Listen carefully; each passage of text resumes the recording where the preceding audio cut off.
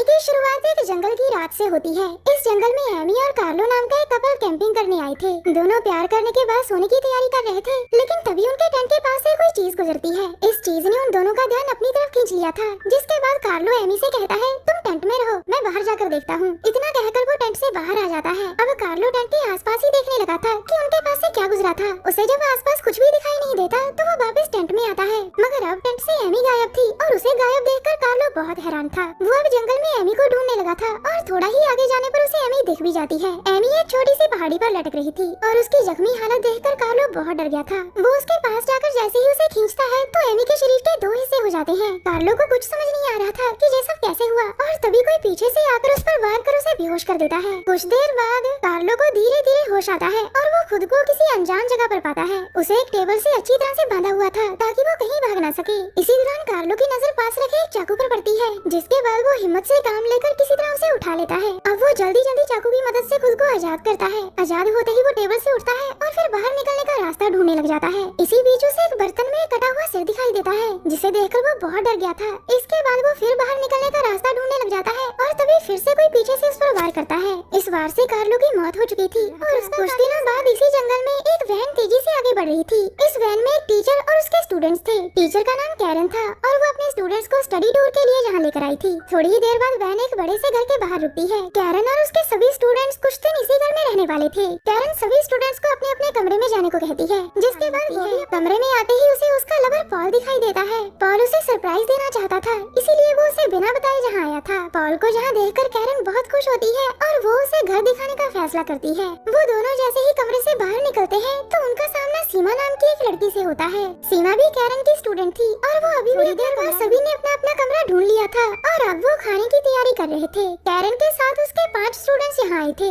और इन सब में सीमा सबसे अलग थी। वो ना तो किसी से ज्यादा बात करती थी और ना ही किसी को अपने पास आने देती थी। स्टीव नाम का लड़का उससे मजाक करने की कोशिश करता है, लेकिन सीमा उसे डांट कर चुप करा देती है। सभी लौटकर एक खास जगह पर आते हैं। इस जगह पर प्राचीन पत्थर थे और इन्हीं पत्थरों की स्टडी करने जो लोग यहाँ आए थे। पत्थरों की स्टडी करने के बाद कैरन उन्हें बताती है कि इस जंगल में पहले एक परिवार रहा करता था और वो शैतान को खुश करने के लिए इंसानी मांस खाते थे। उसकी बात सुनकर सभी डर गए थे, जिसके बाद कैरन उन्हें समझाते हुए कहती है, डरने की कोई जरूरत नहीं है। शैतान को मारने वाले परिवार को एक बीमारी ने घेर लिया था और पूरा परिवार उसी बीमारी से मर गया था। कैरन की बात सुनकर सभी राहत की सांस लेते हैं और फिर वो सभी जंगल में घूमने लग जाते हैं और मारिया एक जगह पर बैठकर बातें करने लगे थे। शैतान को मारने वाले परिवार का किस्सा सुनकर स्टीव अंदर ही अंदर काफी डर गया था। उधर बेन और रीटा जंगल में टहल रहे थे और अचानक उनके सामने एक लड़की आ जाती है। इस लड़की का नाम जीना जेमसन था और रीटा उससे पूछती है कि तुम यहाँ क्या कर रही हो। जीना उसे बताती है कि कुछ दिन पहले मेरी दोस्त एमी इस जंगल में कैंपिंग करने आई थी,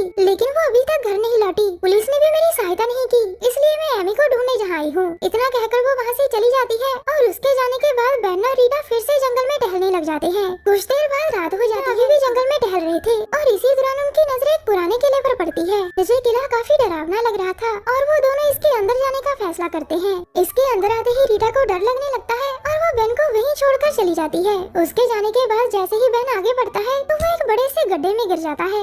दूसरी तरफ कैरन को भी बेन और रीटा की चिंता हो रही थी। कैरन को उम्मीद थी कि वो जल्द ही लौट आएंगे, लेकिन रात होने के बाद भी वो अभी तक नहीं लौटे थे। उधर बेन को किले में ही छोड़कर रीटा घर जाने का रास्ता ढूंढ रही थी, लेकिन रात होने के कारण वो रास्ता भटक गई थी। दूसरी तरफ बेन और रीटा को ढूंढते ढूंढते कैरन भी पुराने किले तक पहुंच गई थी। वो जैसे ही उसके अंदर जाती है तो कोई उसे भी दबोचकर मार देता है। थोड़ी देर बाद कैरन को ढूंढता ढूंढता पॉल भी किले तक पहुंच गया था और उसे जहाँ कैरन की लाश दिखाई देती है, उधर बेन अभी भी गड्ढे में था और वहाँ आकर कोई उसे बेरहमी से मार देता है। रीटा भी जंगल में रास्ता भटक गई थी और वो घूमते फिरते फिर से किले में पहुँच जाती है। किले में उसे बेन की लाश नजर आती है और उसे भी बेन का किलर पीछे से पकड़ लेता है। थोड़ी देर बाद किलर घर में पहुंचकर मारिया को भी दबोच लेता है। स्टीव घर के बाहर अपने दोस्तों का इंतजार कर रहा था और वो जैसे ही वापस जाने लगता है तो उसे घर के सामने किलर दिखाई देता है। किलर दिखने में बड़ा अजीब सा लग रहा था और स्टीव जल्दी जल्दी उसकी तरफ बढ़ता है। किलर को पास से देखकर स्टीव डर गया था और उसी पर किलर उस पर वार कर उसे बेहोश कर देता है। कुछ देर बाद स्टीव को होश आता है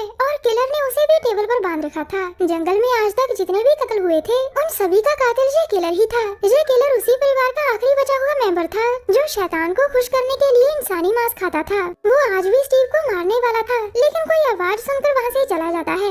उसके जाने के बाद स्टीव किसी तरह अपने हाथ पैर खोलता है और फिर भागकर एक जगह छुप जाता है। अब स्टीव की आंखों के सामने किलर एक लड़की को लेकर आता है। इस हसीन लड़की का नाम जीना था, जो एमी को ढूंढती ढूंढती यहाँ पहुँच गई थी। उसके पैरों की आवाज सुनकर ही किलर ने उसे पकड़ा था। देखते ही देखते स्टीव की आंखों के सामने ही किलर जीना की छाती चीरता है और उसका कलेजा निकालकर कच्चा ही खाने लग जाता है। किलर की बेरहमी देखकर स्टीव बहुत डर गया था और वो वहाँ से निकलने का फैसला करता है, मगर इसी दौरान उसका पैर एक केन से टकराता है और उसकी आवाज सुनकर किलर के कान खड़े हो जाते हैं। अब स्टीव आगे आगे था और किलर उसके पीछे पीछे था। स्टीव को पता था कि आज उसे तेज दौड़ना होगा, क्योंकि उसके पीछे उसकी मौत लगी हुई थी। तेज दौड़ते दौड़ते स्टीव का गला एक वायर से टकराकर कट जाता है। ये वायर किलर ने ही डाली हुई थी ताकि उसका कोई भी विक्टिम यहाँ से भाग न सके।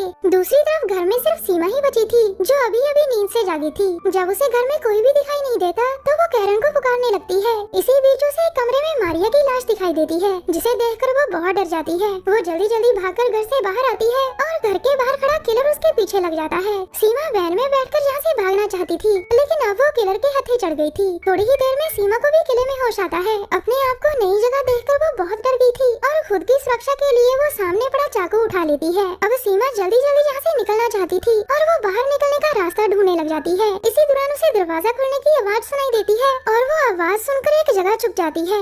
दरवाजा खोलने वाला जैसे ही अंदर आता है तो सीमा उस पर जोरदार वार करती है। अंदर आने वाला पॉल था और उसे सामने देखकर सीमा बहुत हैरान थी। उसने गलती से पॉल पर हमला कर दिया था और उसके हमले के कारण पॉल की मौत हो चुकी थी। सीमा अभी भी हैरानी में डूबी हुई पॉल को देख रही थी कि तभी उसके सामने किलर आ जाता है। किलर को देखकर वो भागने लगती है और किलर भी उसके पीछे लग जाता है। भागते भागते सीमा किलर के हाथ लग गई थी, लेकिन वो पूरी दिलेरी से उसका मुकाबला करती है। वो जमीन से एक पेन उठाकर किलर की धुलाई करने लग जाती है और उसके सिर पर तब तक वार करती रहती है जब तक वो हत्यारा मर नहीं जाता। कहानी के आखिर में किलर मारा जाता है और सीमा बच जाती है। उसने आज उस आदमखोर को मार डाला था जिसने बहुत सारी हसीन लड़कियों को बेरहमी से मारा था।